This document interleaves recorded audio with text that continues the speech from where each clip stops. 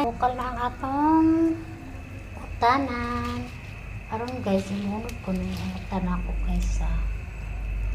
Ang utan niya, malunggay, alugbati, o saluyot. Manana na ako sa gyugasan guys.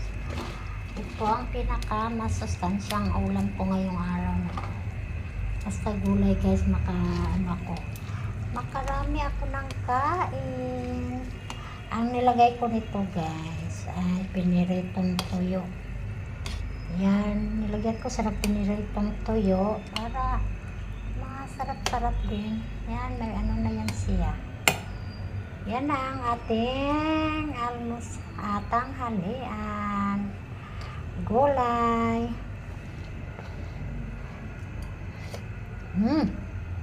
Wala kasing konti guys.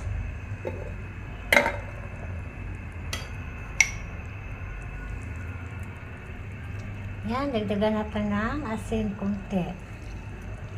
Yan.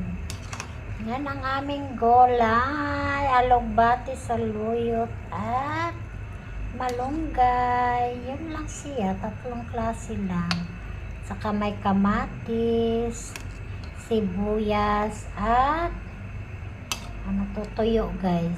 Piniritong tuyo nilagay ko. Yan. Makain ako pagkatapos kasi gutom na guys. Yan guys oh. Yan ang aming sahog tuyo. Yan. Ready na to guys.